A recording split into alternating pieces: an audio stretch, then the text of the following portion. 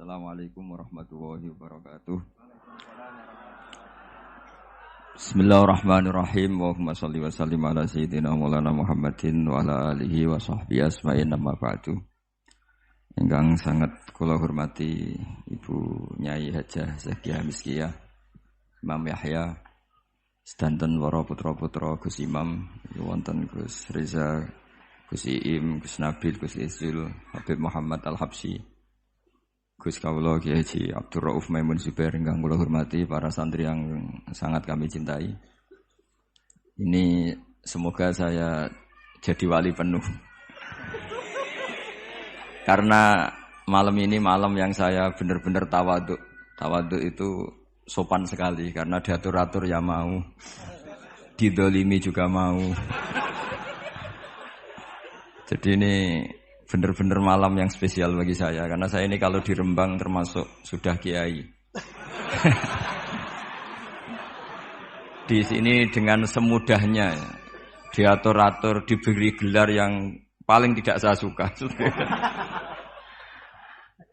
Karena saya memang nggak pernah ingin terkenal, ingin viral, tapi itu Allah yang menghendaki, bukan Gus Reza. Jadi kalau protes saya ya protes sama Allah Subhanahu wa taala kira-kira. Tapi begini, sebetulnya kita ini punya hubungan rahim ilmu. Saya akan matur serius sekitar 15 menit, guyon 10 menit, setelah itu selesai. Secara kesanadan ilmu, Lirboyo itu kita tahu guru saya Al-Alim Al-Alamah Kiai Haji Maimun Zubair dulu itu ngaji di sini di Mbah Manap, di Mbah Karim. Dari keunikan ngaji itu adalah ketika Mbah Mun ngaji sama Mbah Zubair Syudzurul Zahab, itu Finnahwi karangan Ibnu Hisham, itu hanya separuh. Delalah pas kesini, padahal Mbah Zubair sama Mbah Manap itu tidak wi'anan. Itu delalah Mbah Manap itu meneruskan persis batas akhir yang diakhiri Mbah Zubair. Jadi tidak ngulang lagi, diteruskan. Kenapa tidak diulang? Karena bacaannya Mbah Zubair ini sudah benar. Sehingga Mbah Karim tinggal meneruskan bacaan yang pernah dibacakan siapa? Mbah Zubair. Ini termasuk wa min karomatihi, termasuk keramatnya Mbah Karim. Saya tidak tanya apa Gus Reza keramat seperti itu. Karena saya yakin ya pasti keramat. Orang punya anak buah yang macam-macam itu pasti keramat. Tadi cocokan sama saya punya anak buah waria itu bagus. Karena itu persis sanad keilmuan kita. Bapak saya itu pernah cerita ke saya, hormat sama orang macam-macam. Kalau ditanya orang, Pak Yai, wong ngono kok mbok kancani, sing gelem dadi ngono iku ya sapa?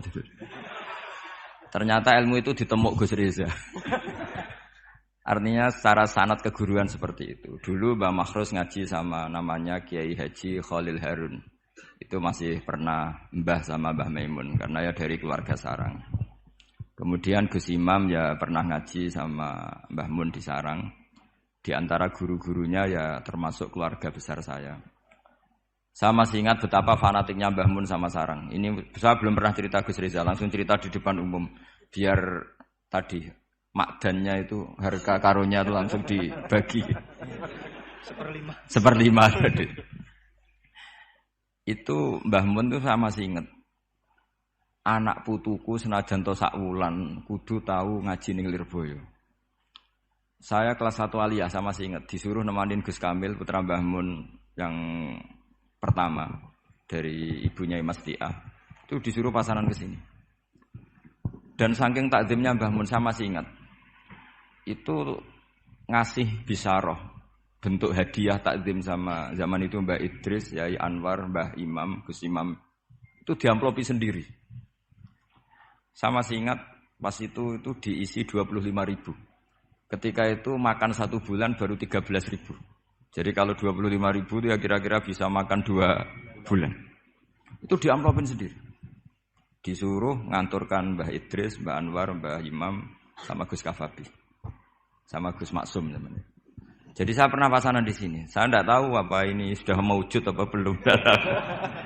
Tapi karena saya itu niatin nemani Gus Kamil, saya itu tidak pernah ngaji. Ingat saya dalam 1 bulan itu ngaji 2 kali. Tahun berapa itu? Lupa tahunnya karena wali tidak boleh nginget-nginget tahun.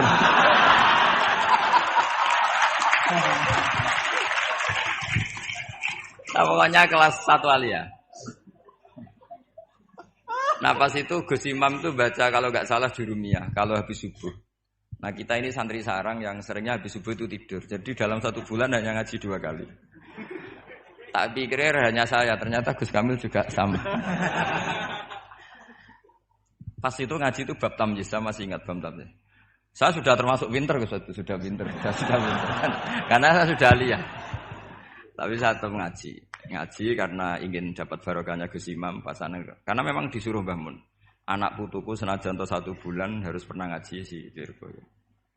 Bulan Ramadan berikutnya Gus Ghafur.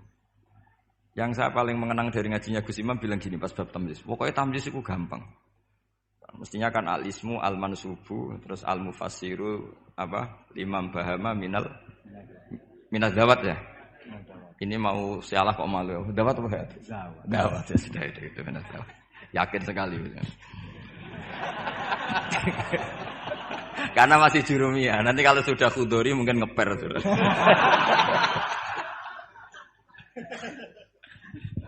Kemarin cocokan nasab sama saya, jatuhnya juga saya kalah lagi, disuruh manggil Lek. Iya Gus. Iya. Saya ini paman sampean Gus. Ini bener-bener nasib ya, ini nasib. Makanya beliau ini mau diatur karena selain nasabnya juga ponakan saya beliau ini. Tapi selain itu juga ad-dhaif kal mayyit. Tamu itu koyok mayit Gus. Walaupun toh ada orang yang bilang tamu itu adalah raja. Iya, raja sing dadi mayit itu.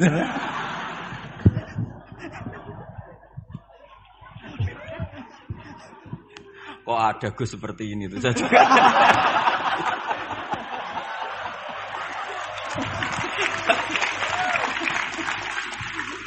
Kok ada loh. Saya masih ingat Gus Imam itu lucu sekali. Cuma lucunya lebih benar ketimbang putranya, urusan ilmu. Urusan ilmu. Itu kalau baca tamyiz, Gus. Tamyiz itu gampang. Beliau enggak pakai takrif atau definisi yang ada di Jurumiyah. Aku wagremuni apa nih? Ya berarti tamyiz. Setelah itu saya pulang ke kamar. Kamar saya di baratnya dalamnya Gus Kafabi. Kan ada kamar madhep timur. Utaranya musola persis. Dulu ada kamar menghadap timur. Saya di situ. Tiap malam tuh nyewa sepeda ontel, kalau nggak salah harganya 25 rupiah atau berapa? 25 terus ke Doho. Nyetel radio. Jadi kalau malam tuh nyetel radio di Doho. Ya sudah kegiatannya gitu. Tapi saya ya Islami sering ngaji di Bakarim. Mungkin sering saya di Bangku Sri pas itu loh ngaji di Bakarim. Akhirnya dalam 1 bulan itu saya pasanan. Pas tanggal 21 pulang karena Gus Kamil itu putrane Mbah Mun, semua kiai sini nyangoni Gus Kamil. Yang lucu dari itu begini, Gus Kamil tanya, "Mau gak muni gua abah ya mboten ya wis dinekno ae." Hanya tadi beliau gak bilang untuk abah tuh mboten ya berarti sungguh jajan ae gitu. Karena yang dari Mbah Mun ke kita itu jelas ini untuk ini itu. Sehingga kita tidak berani make. Saman komanan Gus. Tadi humus tadi apa 1/5 tadi 1/5. Gak tulus ya. Ndak ini cerita ilmu, enggak berapa tadi? Tulus. Biar jenengan tahu bahwa sanad saya dengan Gus Reza ini zuriyatam ba'duha mim ba'd.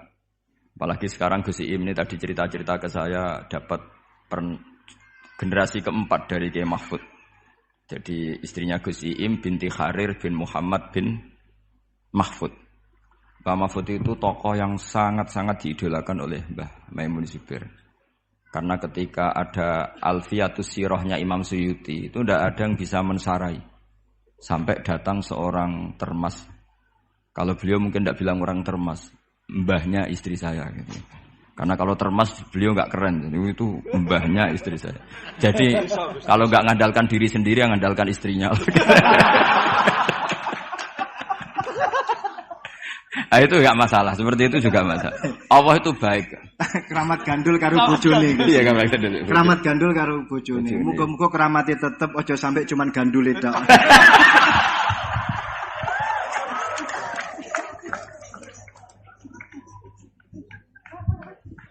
Jadi keramat seperti itu boleh, ngandalkan orang lain, istri, teman itu boleh.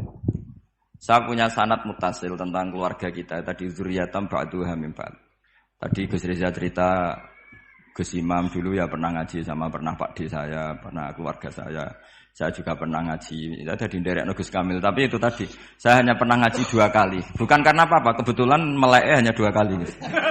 Karena kalau habis subuh itu tidur, kalau malam nyewa ontel ke Doho. Sama Gus Kamil ini. Tapi alhamdulillah itu menjadi saya membekas sekali dengan Pondok Lirboyo. Karena Mbah Mun saking cintanya, anakku mbuh sakwulan lah harus pernah ngaji di Lirboyo. Terus beliau katanya dulu pernah ingin di antara rencana pernah mau jadi mantu Lirboyo, tapi Allah menghendaki tidak. Terus beliau ngendikan sekarang wis tak kafaroi katanya, karena Gus Raub jadi mantu Lirboyo, Gus Roji jadi mantu Lirboyo. Saya tidak akan ngafaroi Gus Reza karena baru punya anak kecil tadi. Jadi bingung nanti itu. Saya teruskan menyangkut sanad-sanad ilmu. Kiai Mahfud Termas itu yang nulis Hasyatut Turmusi. Kalau sini bacanya Tarmasi atau Turmusi umumnya? Tarmasi atau Turmusi? Ya, Turmusi. Ada yang baca apa? Tarmasi. Karena nasibnya nama ajam itu kasihan. Ada orang itu namanya Tirmidzi, yang satu Turmuzi, yang satu Tarmizi. Ada Tarmizi. Ustukhri juga sama. Ustukhri, Istokhri. Apa? Ya itu ya. Kan bebas itu Gus bacanya. Ajam kan bebas. Iya, makanya kaidahnya ajamiyun fasna bihi masyita. Ya, Sibro Milisi. Kalau sini bacanya apa? Sibro Malisi. Sibro Malisi. Kalau ada kiai yang baca Sibro Milisi. Ada yang baca Sibro Mulusi. Ini hasilnya yang mancing ini Gus Bahak, bukan saya ini. Beliau ini Masya Allah luar biasa dalam pancingan sehingga saya terpancing oleh beliau. Jadi nasibnya kumpul dengan orang yang alim ini ya jadinya ya seperti ini. Ya, saya teruskan ini yang serius ya. Saya ini karena saya ini sudah tidak dapat cucu zuriyahnya Kiai Makhrus, tapi saya dapat warisannya. Karena sebagian cerita-cerita keramatnya keluarga Lirboyo yang termasuk santri sering diceritani keramatnya Mbah Manap itu saya. Termasuk ya tentu banyak yang diceritain. Keramatnya Mbah Makhrus. Masyhur itu Mbah Makhrus. Kacang hijau sudah dipasukan. Sebenarnya saya mau minta ijazah sama Gus Rizal, tapi potongannya kok tidak iso. Tapi nanti setelah ada alamat. Saya siap Gus, bukan ijazah, lebih dari ijazah, ijabsah. Nanti kalau sudah ada indikasi bisa, saya pasti minta ijazah. Dan semenjak itu saya sudah tidak berani gojlok, karena berarti guru saya. Tapi saya nanti nunggu istikharah dulu tadi, apa bisa apa enggak gitu. Nah kebetulan saya ini adalah turunan ke-8 dari orang yang bernama Soleh bin Asnawi Sepuh.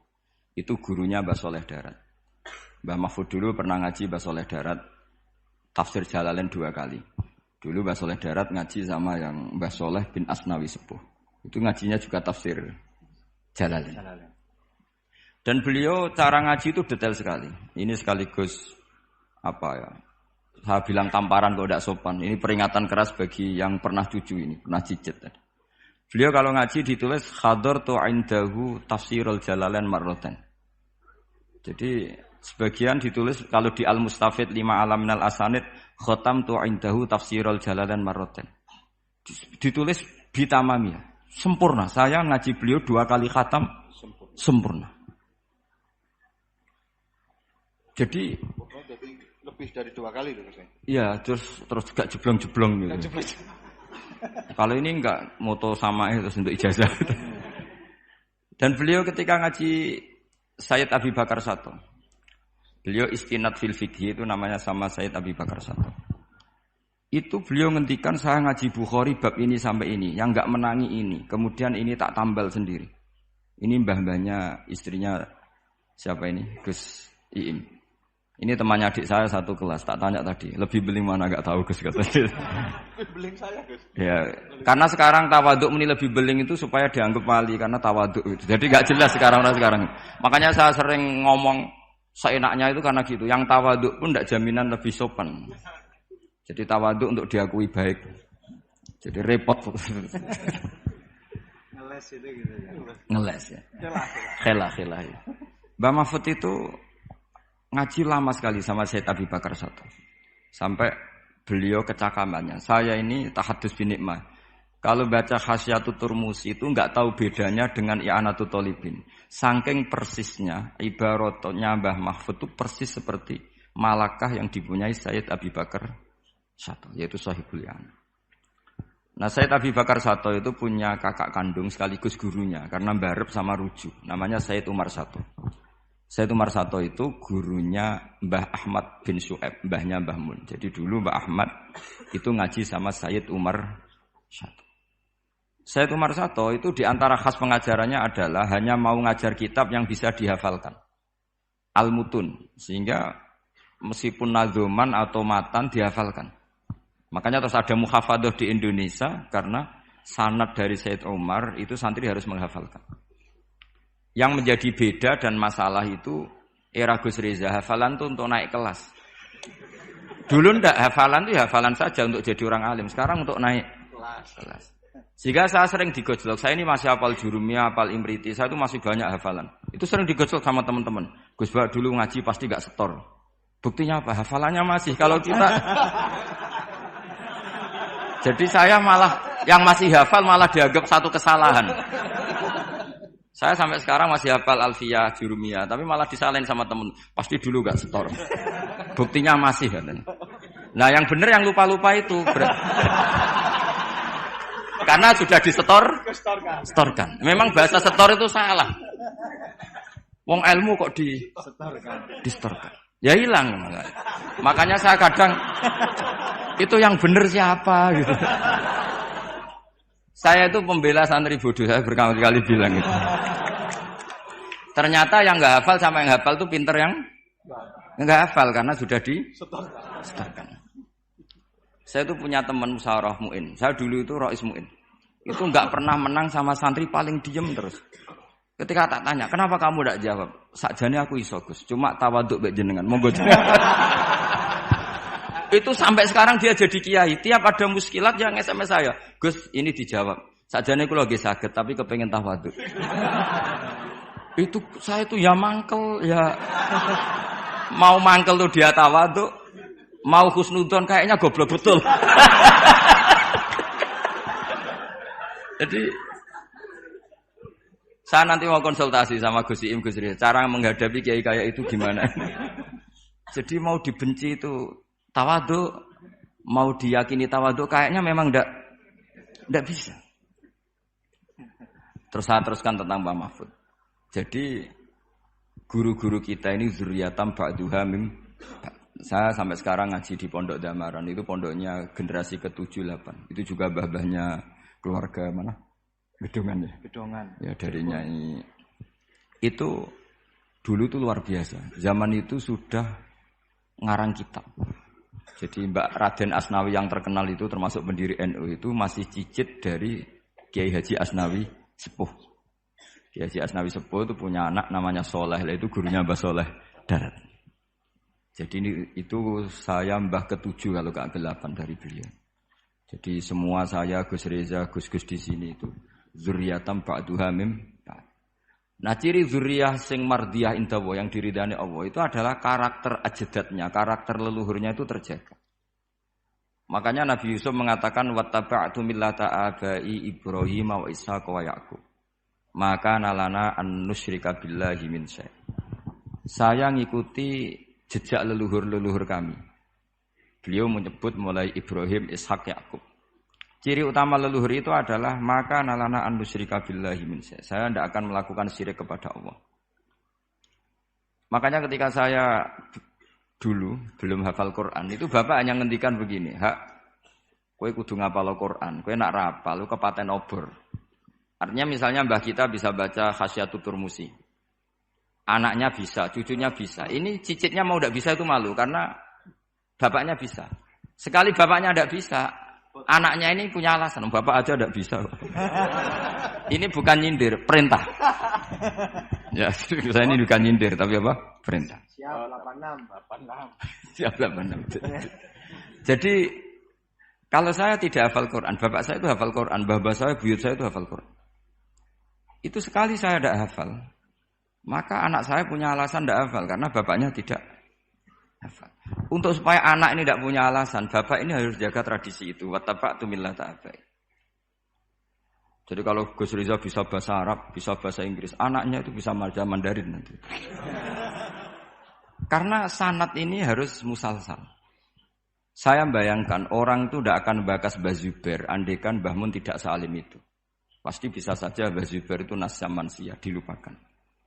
Andaikan Kiai Makhrus, Gus Imam Kiai Makhrus tidak seperti ini, maka orang juga tidak bakas Mbah Karim. Sampai Mbah Karim dihormati sedemikian rupa karena zuriyahnya meneruskan tradisi beliau sampai seperti ini, yaitu mengkhidmati para santri. Sekali Gus Reza dagangan. Wis dagangan ya. Apalagi dagangan sarung BHS. Itu sudah masalah ya. Makanya saya alhamdulillah menjadi masalah, itu peringatan. Memang itu enggak wilayahnya. Jadi zurriyatam ba'duha mim. Sekali karakter ini hilang, maka akan hilang seterusnya. Saya punya pengalaman agak rohani, nanti bisa ditasih Gus Rizal. Nanti setelah saya, beliau tak beri hak ngendikan karena paman tadi. Kalau kita punya mbah alim alamah, bapaknya alim alamah, kemudian kita ini dagangan, terus itu ngalor ngidul, orang akan ngira bapak kita seperti itu. Karena teori orang Jawa, kacang ora ado songkolan jarang. Jadi yang menstatuskan para leluhur kita adalah kita. Sekali kita ini meleset, tadi kata Gus Reza yang asyaki tadi ya, asyaki adalah orang yang keluar dari rel mbah-mbahnya. Maka status kembahnya akan hilang. Makanya banyak orang alim alamah, kemudian di era cucu sudah tidak diziarahi karena cucunya mengharamkan ziarah. Dan itu banyak sekali. Jangan-jangan mbah-mbahnya bisa baca Ikhya, cucu-cucunya tidak bisa, terus bilang, "Wong penting itu ilmu modern. Ilmu itu tidak penting." Akhirnya ya sudah orang lupa lagi. Karena banyak sudah tidak dikholi, tidak dikenang. Itu yang paling bahaya dalam status zuriyah. Sehingga Nabi Ibrahim itu diselamatkan oleh Allah, yaitu dengan mengutus Nabi Muhammad SAW, yang beliau adalah min khalisi sulalati Ibrahim al-Khalil. Sehingga Nabi Muhammad yang meluruskan itu. Enggak benar kalau Ibrahim adalah Yahudi. Karena Yahudi itu adalah marga atau aliran atau milah, terserah, karena itu ada perdebatan. Setelah Ibrahim jauh, yaitu Yahuda bin Yakub bin Ishak bin Ibrahim. Ketika Rasulullah debat terbuka dengan pakar-pakar Yahudi, orang-orang Yahudi bilang, Ibrahim itu Yahudi ya? Terus Allah memberi firman kepada Rasulullah SAW, ha antum haula'i hajastum fi ma lakum bi ilm falimatu hajuna fi ma laysa lakum bi ilm. Ini perdebatan sudah tidak fair, tidak objektif.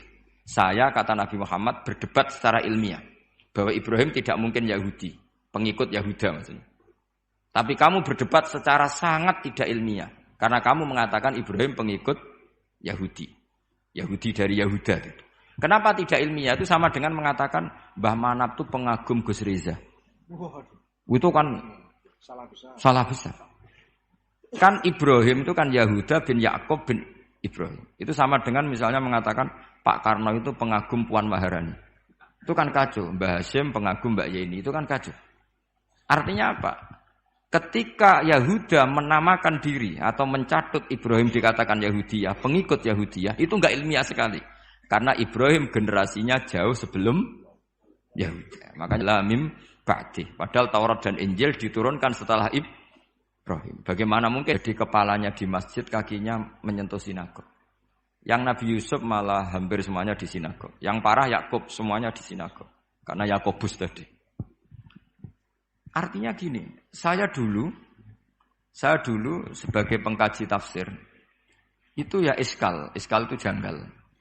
Maka anak Ibrahimu Yahudiyah wala Nasroniyah. Ibrahim itu tidak Yahudi ya tidak Nasrani. Itu kan satu pujian yang sangat aneh. Itu kan sama dengan mengatakan Bahak itu ya ora PKI, ya ora komunis, itu kan aneh. Masa Ibrahim Khalilur Rahman hanya distatuskan ya tidak Yahudi, tidak Nasrani. Tapi setelah saya ke makom beliau, ternyata ada artefak fisik atau suasana fisik yang beliau bisa saja dianggap Yahudi karena makamnya di sinagog. Sama, andai kan Mbah Karim tidak punya cucu-cucu kayak Gus Imam, kayak Gus Reza. Terus makamnya nyuwun sewu gak kerumat. Makamnya Mbah Zubair misalnya gak kerumat. Orang akan mengatakan itu makam awam. Sehingga tidak ingin meneladani. Jadi putu ya berat.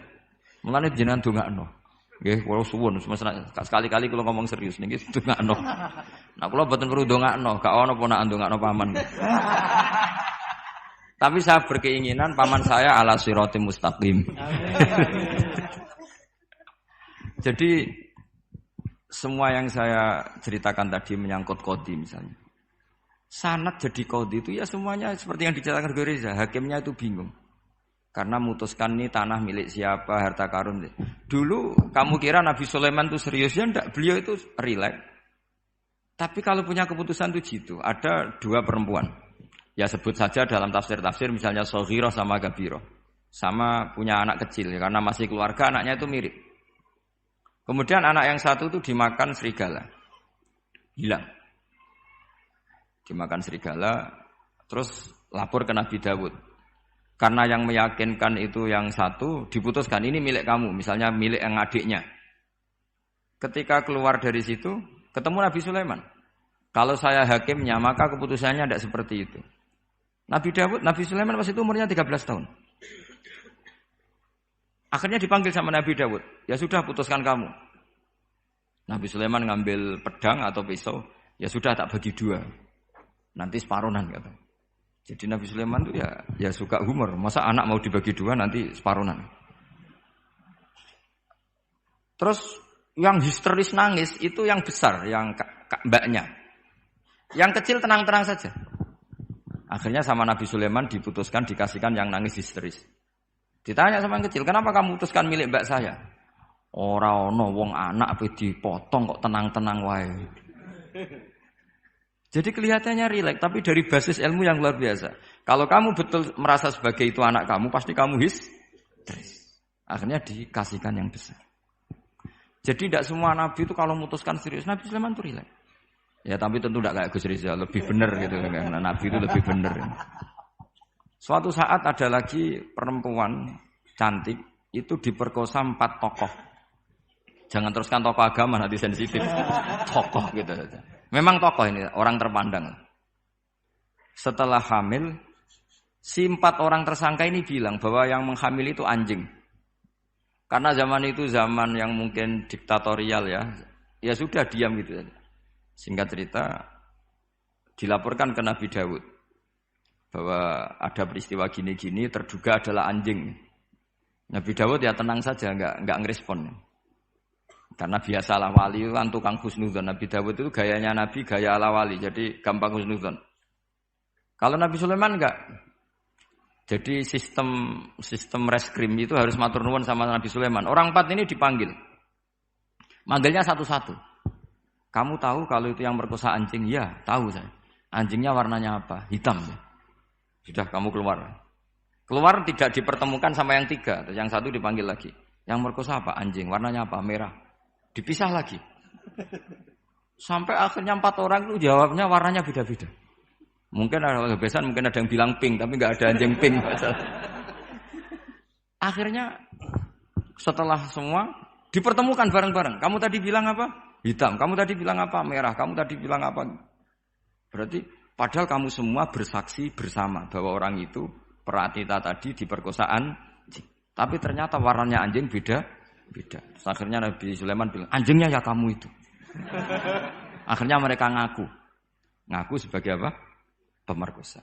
Makanya dalam masalah Nabi Dawud dan Nabi Sulaiman itu Allah luar biasa mensifatinya. Nabi Dawud punya keramat, punya mukjizat. Kalau beliau baca tasbih, itu gunung dan burung-burung ikut baca apa? Tasbih. Semuanya ikut baca tasbih. Yusabbihna bil asyi wal isyraq. Wa tayra mahsyurah kulullahu awwab. Tapi orang itu kalau suka wiridan, biasanya intelijensinya itu agak gimana gitu. Enggak usah diterangkan, nanti sensitif. Akhirnya Allah ngakui. Fafahamnaha Sulaiman wa kullan ataina hukmau wa ilma. Jadi kalau masalah ilmu detail itu fafahamnaha Sulaiman. Kecerdasan untuk bikin keputusan itu masih cerdas Nabi Sulaiman. Tapi kalau wiridannya itu bagus Nabi Daud. Jadi makanya orang ini enggak sempurna ya. Ada yang suka wiridan, ada. Makanya saat tadi itu kaget Gus Im bilang, ketua pondoknya di Istighori Gus Riza. Itu saya tenane gitu. Maksudnya itu saking adabnya muji masnya apa gimana, saya itu sampai sekarang enggak paham itu. Tapi yang jelas yang diangkat tadi jangan GR kalau itu hasil istikharah. Karena saya tidak bisa yakin itu. Ya tidak bisa memaksa husnudzon. Nanti kalau di ruang dalam mau tanya istikharah betul apa enggak. Tapi yang jelas tadi. Nah, kita ini alhamdulillah guru-guru kita itu wiridane yo jalan dan alhamdulillah santri-santri kalau kiainya wiridan ya bubar separuh itu bagus. Saya bukan mengajarkan tapi itu bagus. Kata di jagungan sama Gus Iim, pantangannya ahlul ilmi adalah tidak boleh melakukan ijabu malam yajib, mewajibkan sesuatu yang tidak wajib. Saya itu mondok sarang tuh lama sekali. Itu Mbah Mun yang imami, itu yang bubar ya separuh lebih. Mbah Mun ya senyum-senyum saja. Ketika ada kiai tanya, "Mbah kok mboten jenengan wajib no wiridan?" Ora oleh ijabu malam yajib, mewajibkan sesuatu yang tidak wajib. Nah, santri-santri tahu kalau itu tidak wajib. Wah, hilang. Oh iya, pimpinannya. Jadi konstitusinya ahlul ilm itu beda. Takhrimu malam yakhrum itu ya kriminal, ijabu malam yajib juga kriminal. Bahkan di Habib Abdullah bin Husain bin Thohir itu dikategorikan dosa besar. Makanya pondok-pondok ilm itu enggak berani wajibkan santrinya wiridan karena takut ijabu malam yajib. Akhirnya keterusan, bersolat langsung ngopi, bualenin. Kadang rokoknya orang dipateni, bersolat salam langsung. Eling rokoknya. Jadi kita ini sengawur-ngawur kita karena sebagai ahlul ilm itu masih benar. Ngawur saja benar, apalagi pas benar. Karena memang sanad ya, saya ulang lagi. Sanad ahlul ilmi itu beda, khas. Sehingga kadang orang-orang yang di luaran sana, jangan bilang kubu sebelah, pokoknya di luaran sana, nanti jadi sensitif. Saya itu pernah ditanya satu pertanyaan sangat ekstrim. Ini karena ada paman saya nanti tak mintakan jawab. Itu sangat sensitif. Yaitu orang-orang kota pernah tanya saya, Pak Bahak, kenapa ada hadis mangqala la ilaha illallah dakhalal jannah wa in zana wa in sarqa. Itu kan ekstrim. Kok kayak Islam itu membolehkan zina? Karena yang pernah zina pun asal melafadzkan la ilaha illallah pasti dakhalal jannah. Saya kebetulan pas itu ya kok pas pinter Gus Riza. Jadi ya bisa jawab. Terus saya bilang gini, justru saya bilang hadis itu menunjukkan satu kaidah ilmiah yang luar biasa. Yaitu kebenaran yang absolut itu tidak boleh terganggu oleh perilaku sosial. Misalnya saya ditanya 1 tambah 1, pasti tak jawab 2. Lonte ya jawab 2, maling ya jawab 2, koruptor ya jawab 2. Karena kebenaran absolut itu tidak boleh diganggu oleh status sosial. Sehingga orang yang pernah zina pun melafadzkan 1 tambah 1, 2 ya sah. Yang ketua wali juga sah, wali biasa ya sah, setengah wali juga sah. Karena kebenaran absolut adalah kebenaran yang siapapun pasti mengatakan demikian. Yang ketangkap KPK ya bilang 1 tambah 1, 2, KPK-nya bilang 1 tambah 1. Nah, eksistensi bahwa Allah sebagai Tuhan itu eksistensi yang absolut. Sehingga harus sah meskipun dikatakan orang yang pernah zina. Akhirnya saking keramatnya Gus, terus nganggep pulau guru nih. Terus ngaji sama saya. Sampai sekarang. Nah, saya berharap produk-produk Al-Makhrusiyah itu sampai seperti itu. Jadi ada saat di mana kita maknani wa in zana ini bukan urusan melegalkan zina atau menganggap biasa zina, enggak. Tentu zina itu sangat buruk. Innahu kana fahisyah wa sa'a sabila, buruk sekali. Tapi ada konteks di mana absolutisme kebenaran itu tidak bersyarat apapun. Sehingga orang yang kafir puluhan tahun, mungkin ratusan tahun, ketika melafadzkan la ilaha illallah berarti sudah sah menjadi muslim. Karena kalimat ini adalah kalimat yang orang kafir dengan kalimat itu menjadi muslim. Sebab itu kita pasti menolak faham takfiri. Faham yang mudah mengkafirkan orang lain. Karena logikanya gampang. Wong kalimat ini yang kafir saja menjadi muslim. Lagi sing tukang wiridan la ilaha illallah malah dianggap kafir. Iku tahu mikir, tahu ora kan kira-kira seperti itu. Jadi ya sekali-kali so serius ben pamane bangga ponakane alim.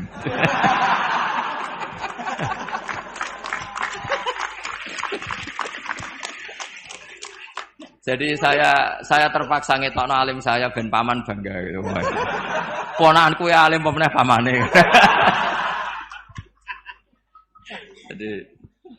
Jadi ini rileks ya. Jadi saya mohon sekali pemahaman hadis itu harus komprehensif, harus utuh.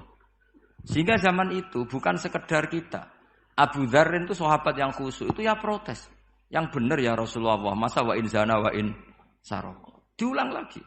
Yang benar ya Rasul. Sampai Nabi mengatakan 3 kali. Lama-lama Nabi sampai agak keras nadanya. Ngendikan ala rohmi anfi Abi Dzar. Oh dasar wong grumbung kandhani ra ngandel gitu. Karena Abu Dzar itu orang khusyuk. Beliau tidak siap kalau orang yang pernah salah seperti itu kemudian tetap dakhalal jannah atau sah melafadzkan la ilaha illallah. Tapi dengan penjelasan ilmiah yang saya utarakan tadi, itu memang ini bukan masalah pelegalan zina atau nganggap zina biasa enggak, tapi masalah absolutisme kebenaran itu akan diakui oleh siapapun dan pihak manapun dan akan sah dari siapapun.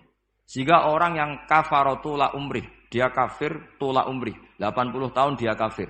Kemudian pas mau mati melafadzkan la ilaha illallah Muhammadur Rasulullah, tetap sebagai berstatus mukmin. Qul lil ladzina kafaru iyantahu yughfar lahum ma qad salaf. Katakan kepada orang kafir sekali dia menghentikan kekafirannya dengan talaffuz di kalimat syahadah maka otomatis menjadi muslim.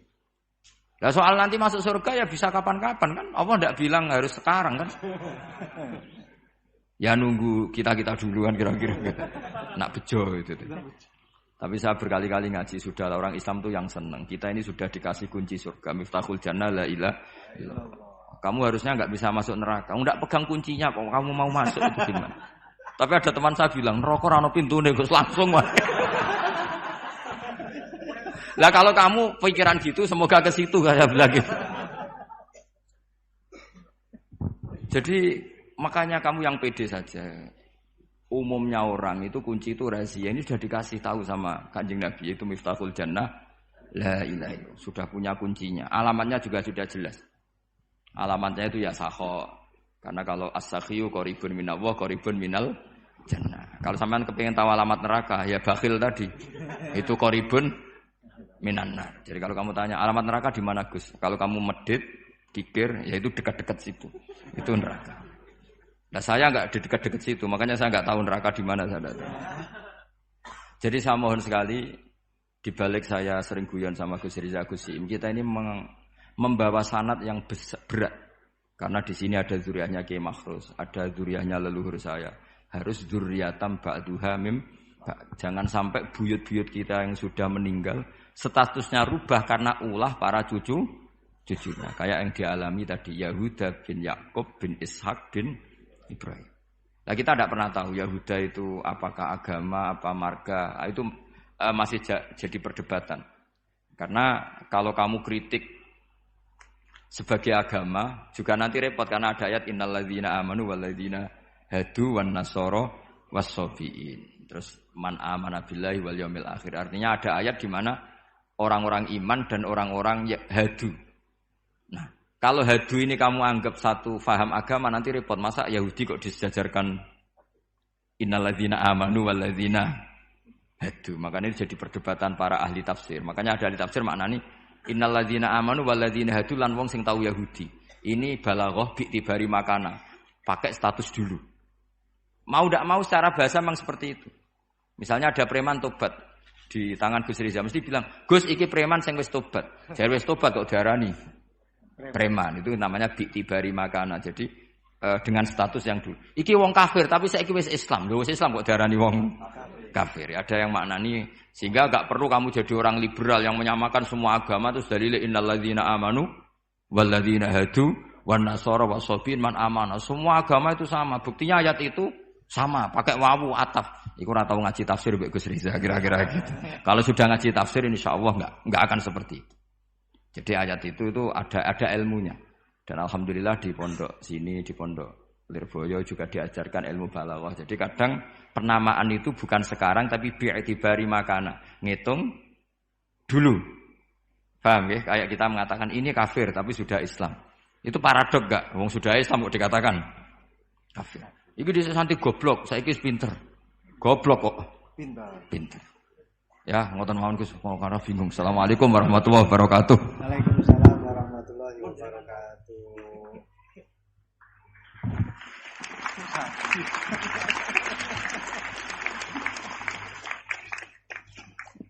Matur suwun dateng ponakan kawula ingkang kawula mulyakaken. Saya disuruh meneruskan oleh beliau. Saya nanti kalau meneruskan apa yang didawuhkan oleh beliau, khawatir terbukti apa yang beliau dawuhkan. Ketok ponakane pinter apa meneh pamane itu. Dan saya ikut kaidah beliau harus tawadhu. Jadi saya sebaiknya ya seperti tadi yang saya sampaikan, aku mundur alon-alon. Ada yang menarik dari beliau itu tadi terusan daripada ayat yang beliau sampaikan, walakin kana hanifan muslimau wa ma kana minal musyrikin. Ini yang kemudian menjadi jalan tengah antara perdebatan di antara apakah Ibrahim itu Yahudi ataupun Nasrani. Jawabannya adalah hanifan muslimau wa ma kana minal musyrikin. Ikut pada jalan yang lurus, maka dari itu tadi pun juga beliau sudah memberikan arahan kepada kita, ikut pada jalan yang lurus, jalan yang telah diarahkan, yang telah diberikan oleh para sesepuh kita. Jadi sebenarnya ayat-ayat yang telah beliau sampaikan dan juga penafsirannya itu tadi sudah cukup. Kalian kalau mau mencari sesuatu, jawabannya itu ada di dalam Al-Quran semuanya. Dulu itu ada satu kisah yang disampaikan oleh Dr. Ali Toharoyan. Di dalam satu kitab tafsir Ayatul Ahkam yang beliau karang, Dr. Ali Toharoyan ini adalah salah satu guru besar di Al-Azhar. Beliau mengisahkan ada seorang yang fanatik sekali dengan Al-Quran. Itu memang sudah menjadi keharusan kita, fanatik terhadap Al-Quran. Tapi ini fanatiknya luar biasa.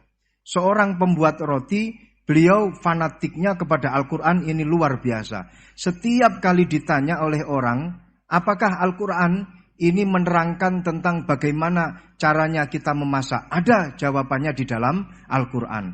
Apakah di dalam Al-Quran itu ada caranya kita main sepak bola? Ada jawabannya, semua di dalam Al-Quran. Ma faratna fil kitabi min syai'. Fassalnahu tafsila, semuanya sudah dijelaskan oleh Allah. Allah di dalam Al-Quran menjelaskan semuanya secara rinci malahan. Suatu ketika orang ini ditanya oleh salah satu tamunya, Anda yang fanatik terhadap Al-Quran? Iya, saya fanatik dan kita wajib fanatik terhadap Al-Quran. Sekarang saya ingin tahu jawabannya. Dari satu pertanyaan, apakah Al-Quran itu menjelaskan bagaimana caranya membuat roti? Anda kan sebagai pembuat roti. Anda sebagai tukang roti. Saya ingin ayatnya apa di dalam Al-Quran. Bagaimana caranya membuat roti? Si tukang roti ini secara refleks langsung menjawab, ada. Ayatnya apa? Fas'alu ahla dzikri in kuntum la ta'lamun. Kalau tidak tahu, tanyalah kepada yang tahu. Jadi kalian kalau tidak tahu, tanyalah kepada Gus Baha. Itu yang wajib menjawab pun juga sebenarnya Gus Baha. Wal afu minkum. Assalamualaikum warahmatullahi wabarakatuh.